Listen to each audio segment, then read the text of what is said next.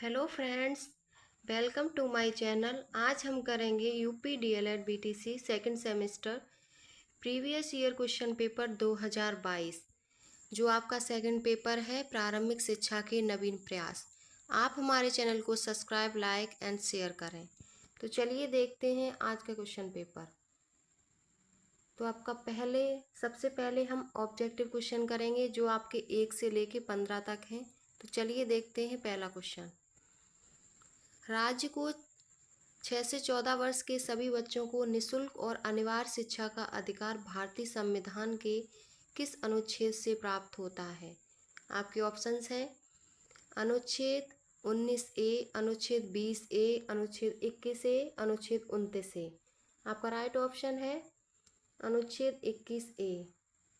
संविधान 86वां संविधान संशोधन अधिनियम 2002 ने भारत के संविधान में अनुच्छेद 21A को शामिल किया ताकि 6 से 14 वर्ष की आयु के बच्चों को मौलिक अधिकार के रूप में मुक्त और अनिवार्य शिक्षा प्रदान की जा सके। आपका अगला प्रश्न है, प्राथमिक स्तर पर मातृभाषा में शिक्षा उपलब्ध कराने का दायित्व राज्य का है, यह किस अनुच्छेद में है? आपके ऑप्शंस हैं अनुच्छेद 21A, अनुच्छेद 350, अनुच्छेद 350A, अनुच्छेद 45। आपका राइट ऑप्शन है 350A। प्राथमिक स्तर पर मातृभाषा में शिक्षा उपलब्ध कराने का दायित्व अनुच्छेद 350A के अंतर्गत है। अगला प्रश्न है, बाल अधिकार का प्रस्ताव पारित किया। आपके ऑप्शंस हैं यूनेस्को, बी यूएनओ, संयुक्त राष्ट्र संघ, सी भारत सरकार, डी उत्तर प्रदेश सरकार। राइट ऑप्शन है यूएनओ। बाल अधिकार का प्रस्ताव यूएनओ ने प्रस्तुत किया। अगला प्रश्न है, भारतीय संविधान में शिक्षा विषय है। तो आपके ऑप्शंस हैं संघ सूची का, राज्य सूची का, समवर्ती सूची का और स्वतंत्रता विषय है। राइट ऑप्शन है समवर्ती सूची। संविधान की अनुसूची 8 के तहत विषय शिक्षा समवर्ती सूची के अंतर्गत आता है। प्रश्न है, बोर्ड घोषणा पत्र किस वर्ष भेजा गया? आपके ऑप्शंस हैं ए 1852, बी 1851, सी 1853, डी 1854। आपका राइट ऑप्शन है 1854 में चार्ल्स बोर्ड ने भारत के गवर्नर जनरल लॉर्ड डलहौजी को एक प्रेषण भेजा था। इस प्रेषण में भारत के प्राथमिक विद्यालय में स्थानीय भाषाओं को शुरू करने का सुझाव था। अगला प्रश्न है, 1982 के पहले शिक्षा आयोग की अध्यक्षता किसने की? आपके ऑप्शंस हैं A Wood, B Macaulay, C Kothari, D Hunter. Right option है कोठारी। 1982 के पहले शिक्षा आयोग की अध्यक्षता कोठारी आयोग ने की। अगला प्रश्न है, अध्यापक शिक्षा हेतु नियामक संस्था है। आपके ऑप्शंस हैं CTE, NCTE, MHRD और NCERT। आपका राइट ऑप्शन है NCERT। NCERT। CERT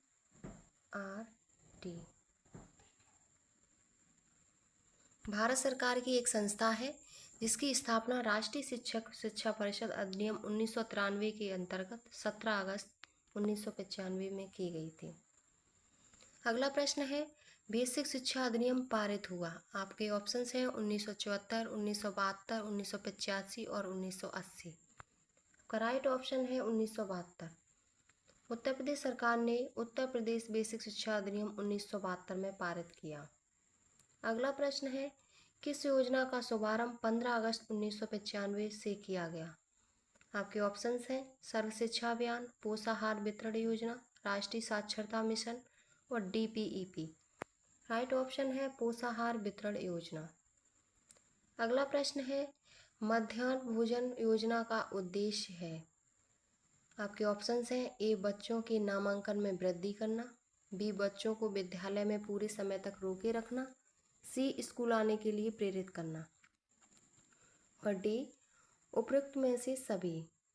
तो आपका राइट ऑप्शन है डी उपरोक्त में से सभी। बच्चों के नामांकन में वृद्धि, बच्चों को विद्यालय में पूरे समय तक रोके रखना और स्कूल आने के लिए प्रेरित करना, ये सभी मध्याह्न भोजन योजना का उद्देश्य था।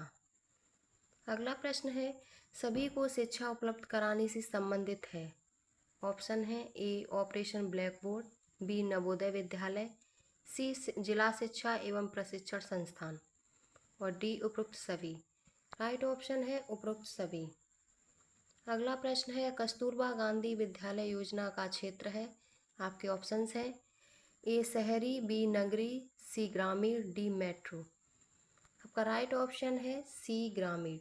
कस्तूरबा गांधी विद्यालय आवासीय योजना के तहत ग्रामीण बालिकाओं को 12वीं कक्षा तक की शिक्षा प्रदान की जा रही है। अगला प्रश्न है बीईपी क्या है? बेसिक शिक्षा परियोजना, जिला प्राथमिक शिक्षा कार्यक्रम, विद्यालय शिक्षा की तैयारी कार्यक्रम, इनमें से कोई नहीं। आपका राइट ऑप्शन है बेसिक जिला शिक्षा परियोजना। बेसिक शिक्षा परियोजना बीईपी का संचालन राज्यभर द्वारा किया गया। यह परियोजना 14 वर्ष तक के सभी बालकों को अनिवार्य शिक्षा प्रदान करने के लिए आयोजित की गई। शिमला शिक्षा सम्मेलन 1981 का आयोजन किया गया। ऑप्शंस हैं ए लॉर्ड ऑकलैंड द्वारा, बी रिपेन, सी कर्जन द्वारा और डी विलियम बेंटिक द्वारा। तो शिमला शिक्षा सम्मेलन का आयोजन लॉर्ड कर्जन द्वारा किया गया 1901 में, जिसे हम शिमला शिक्षा सम्मेलन के नाम से भी जानते हैं। अगला प्रश्न है और आपका लास्ट ऑब्जेक्टिव है भारत में आधुनिक शिक्षा का जन्मदाता किसे माना जाता है? आपके ऑप्शंस हैं Charles Grant, B Clive, C Bentinck, D Cornwallis. Right option है विलियम बेंटिक। भारत में आधुनिक शिक्षा का जन्मदाता विलियम बेंटिक को माना जाता है। ये आपके ऑब्जेक्टिव क्वेश्चन थे। अब हम करेंगे अति लघु उत्तरीय प्रश्न।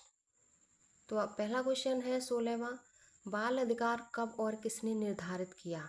तो इसका आंसर है संयुक्त राष्ट्र प्रोटोकॉल पर हस्ताक्षर के बाद 2005 में संसद में बाल अधिकार संरक्षण आयोग बिल पेश किया गया, जो 2006 में पारित होकर कानून बन गया और इस एक्ट की धारा 3 के अंतर्गत मार्च 2007 में राष्ट्रीय बाल अधिकार संरक्षण आयोग का गठन एक संवैधानिक संस्था के रूप में हुआ। अगला प्रश्न है आपका बोर्ड घोषणा पत्र के 2 गुण बताइए। तो इसके गुण कुछ इस प्रकार हैं। पहला है घोषणा पत्र ने भारतीय शिक्षा के उद्देश्यों को सुनिश्चित करके उसको दिशा निर्धारित की।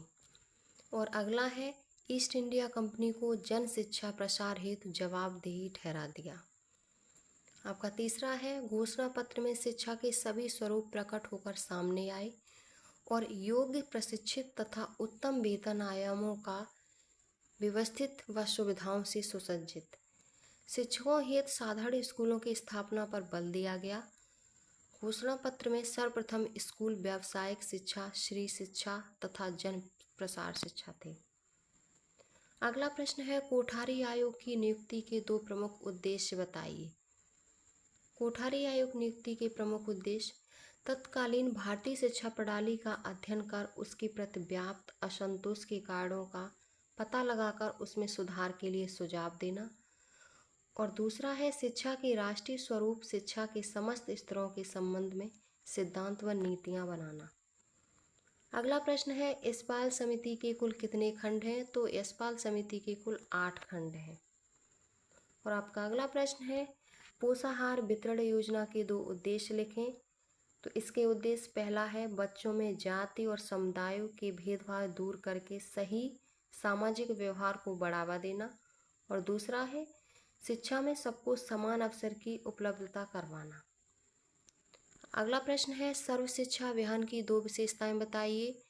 सर्व शिक्षा अभियान की 2 विशेषताएं बच्चों को बुनियादी शिक्षा प्रदान करके सामाजिक न्याय सुनिश्चित करना और दूसरा है शिक्षा प्राप्त करने के लिए वातावरण को अनुकूल और सुलभ बनाना। अगला प्रश्न है आपका हंटर ने मुस्लिम शिक्षा के लिए क्या सुझाव दिए? तो हंटर ने मुस्लिम शिक्षा के लिए निम्न सुझाव दिए। पहला है धार्मिक शिक्षा के प्रोत्साहन न दिया जाए, दूसरा है बालिकाओं के लिए सरल पाठ्यक्रम व निःशुल्क शिक्षा की व्यवस्था हो और तीसरा है अनुदान सहायता छात्र शिक्षक की संख्या व आवश्यकता के अनुसार दिया जाए और आपका लास्ट है देसी शिक्षा के पाठ्यक्रम में परिवर्तन न करके पूर्ववत चलने दिया जाए। अगला प्रश्न है आपका, डीपीईपी परियोजना के 2 कार्य लिखें। तो इसका पहला कार्य है, इस कार्य के अंतर्गत औपचारिक प्राथमिक विद्यालय या वैकल्पिक तरीकों के से प्राथमिक शिक्षा को सभी के लिए सुलभ बनाना, और दूसरा है प्राथमिक शिक्षा का विस्तार विद्यालय में बच्चों को ठहराव से होता है। अगला प्रश्न है, भारत में ईस्ट इंडिया कंपनी का प्रवेश कब हुआ? तो भारत में ईस्ट इंडिया कंपनी का प्रवेश 1608 में हुआ था, जो 1608 में कैप्टन विलियम हॉकिंग ने भारत के सूरत बंदरगाह पर अपने जहाज हेक्टर को लाने के साथ ही ईस्ट इंडिया कंपनी के आने का ऐलान कर दिया था। आपका अगला प्रश्न है, मिशनरी स्कूलों की 2 विशेषताएं बताइए। तो इसकी पहली विशेषता है, इसमें सभी छात्रों को अंग्रेजी पढ़ना अनिवार्य था, और दूसरी है, इसमें ईसाई धर्म की शिक्षा अनिवार्य रूप से दी जाती थी, और तीसरी है, विद्यालय का समय निश्चित रहता था, और लास्ट है, बालकों को पुस्तक एवं लेखन सामग्री निःशुल्क प्रदान की जाती थी। आपका अगला प्रश्न है, कलकत्ता मदरसा की स्थापना किसने की?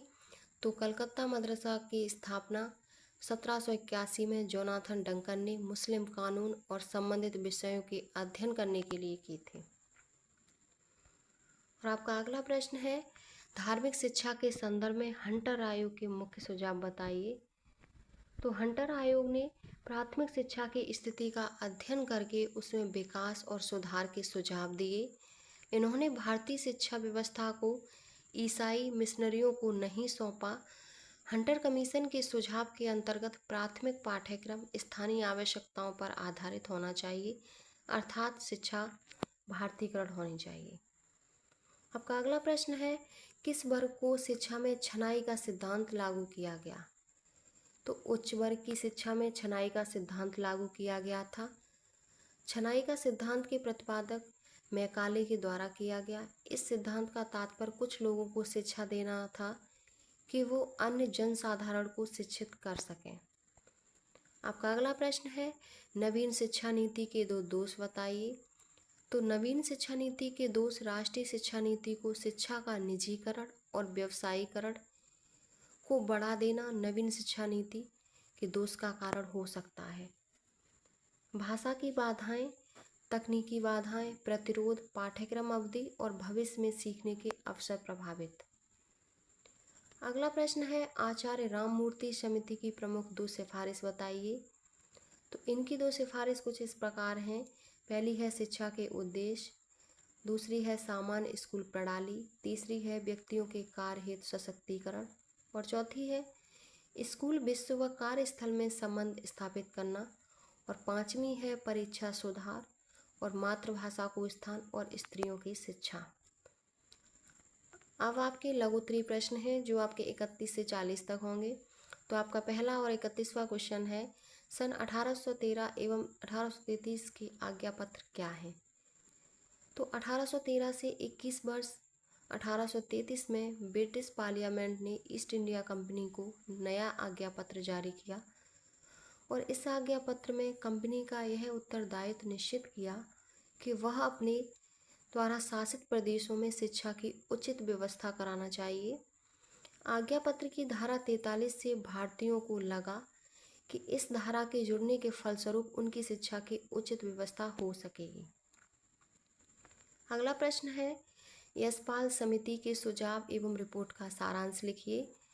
तो इसकी समिति के सुझाव एवं रिपोर्ट, पहली है, समिति द्वारा मानव संसाधन विकास मंत्रालय MHRD को सौंपी गई। अंतिम रिपोर्ट में यह सिफारिश की गई कि डीम्ड विश्वविद्यालय शिक्षा के उद्देश्य के लिए GRE जैसी परीक्षाएं विकसित करने की ज़रूरत है।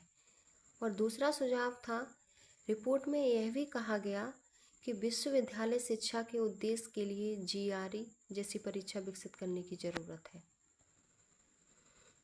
यह भी सिफारिश की गई कि यह नया नियामक राजनीतिक दबाव से युक्त होना चाहिए। यशपाल समिति बिना बोझ के सीखना 1993 में मान्य संसाधन विकास मंत्रालय भारत सरकार ने स्कूली बच्चों के अधिक यशपाल के अध्यक्ष के साथ एक बोझ के मुद्दे पर जाने के लिए राष्ट्रीय सलाहकार समिति का गठन किया गया। इस समिति को कभी कभी यशपाल समिति भी कहा जाता है। अगला प्रश्न है, ऑपरेशन ब्लैक बोर्ड की विशेषताओं का उल्लेख कीजिए। ऑपरेशन ब्लैक बोर्ड देश के सभी प्राथमिक विद्यालयों को न्यूनतम आवश्यक सुविधाएं प्रदान करने के लिए के अनुसरण में 1986 में ऑपरेशन ब्लैक बोर्ड शुरू किया गया। इसकी विशेषताएं सीखने का न्यूनतम स्तर, सभी के लिए समान शैक्षिक अवसर, सामान्य शैक्षिक संरचना, शिक्षा का व्यवसायीकरण। अगला प्रश्न है, बेसिक शिक्षा परियोजना का उद्देश्य स्पष्ट कीजिए। इसका उद्देश्य है बालकों को समुचित व सर्वांगीण विकास। बुनियादी शिक्षा का प्रमुख उद्देश्य बालकों के शारीरिक, मानसिक, सामाजिक, शैक्षिक एवं आर्थिक विकास करना। गांधी जी के अनुसार मनुष्य एक मनोशारीरिक प्राणी है, अतः उन्होंने सर्वप्रथम बालक के शारीरिक तथा मानसिक विकास पर बल दिया तथा इस कार्यक्रम का उद्देश्य औपचारिक तथा गैर औपचारिक तरीकों से तथा कार्यात्मक साक्षरता के माध्यम से संतोषजनक स्तर तक प्रारंभिक शिक्षा के सार्वत्रिकीकरण के लक्ष्य को प्राप्त करना है। अगला प्रश्न है, संपूर्ण साक्षरता अभियान में उत्तरदायी अभिकरण कौन कौन से हैं? इसके निम्न उत्तरदायी अभिकरण हैं। पहला है नीति और नियोजन, और है विकासात्मक एवं संवर्धनात्मक कार्यकलाप। तीसरा है नेतृत्व प्रशिक्षण। चौथा है मीडिया और सामग्री सहित संसाधन विकास, और अनुसंधान एवं विकास, निगरानी एवं मूल्यांकन आदि। अगला प्रश्न है, कर्जन की शिक्षा नीति का मूल्यांकन संक्षेप में कीजिए। तो कर्जन की शिक्षा नीति का विश्लेषण एवं व्याख्या। कर्जन की भारतीय शिक्षा के लिए जो मुख्य देन है वह इस प्रकार से लागू किया गया कि कर्जन ने कृषि के क्षेत्र में भी सुधार किए और उन्होंने कृषि महाविद्यालय एवं नैतिक शिक्षा के विवाद को भी हल किया। कर्जन उच्च कोटि के विद्वान कुशल प्रशासक थे। शिक्षा के क्षेत्र में सुधार हेतु उन्होंने सर्वप्रथम 1001 में शिमला में एक शिक्षा सम्मेलन का आयोजन किया। यह लगभग 15 दिन चला और इसकी अध्यक्षता स्वयं लॉर्ड कर्जन ने की। इससे यह स्पष्ट होता है कि कर्जन भारतीय शिक्षा में सुधार के लिए कितने इच्छुक थे। अगला प्रश्न है, राष्ट्रीय बाल श्रम परियोजना का संचालित ही इसके प्रमुख हो लक्ष्य बताइए। राष्ट्रीय बाल श्रम परियोजना 1988 में संचालित हुई। भारत सरकार ने भारत के 12 बाल श्रम स्थानिक जिलों में कामकाजी बच्चों के पुनर्वास के लिए राष्ट्रीय बाल श्रम परियोजना की शुरुआत की। वर्तमान में राष्ट्रीय बाल श्रम परियोजना को 21 राज्यों में जिलों में लागू किया जा रहा है। राष्ट्रीय बाल श्रम परियोजना के लक्ष्य हैं 14 वर्ष से कम आयु के कामकाजी बच्चे, किशोर खतरनाक व्यवसायों में लगे होते हैं, लक्षित क्षेत्रों में बाल श्रमिकों के परिवार। सर्व शिक्षा अभियान एसएससी के माध्यम से 5 से 8 वर्ष की आयु में बच्चों को औपचारिक शिक्षा प्रणाली में लाया जाता है। अगला प्रश्न है, डीपीईपी क्या है, इसका परिचय दीजिए। तो DPEP district primary education programme है जो प्राथमिक शिक्षा प्रणाली को पुनर्जीवित करने के और प्राथमिक शिक्षा के सार्वभौमिकरण के उद्देश्य को प्राप्त करने के लिए एक प्रमुख पहल के रूप में जिला प्राथमिक शिक्षा डीपीईपी की योजना 1994 में शुरू की गई और इस योजना के तहत सामाजिक उद्देश्य अधिगम की उपलब्धि में सुधार करने और सामाजिक समूह के बीच असमानताओं को कम करने के लिए समग्र दृष्टिकोण बनाता है।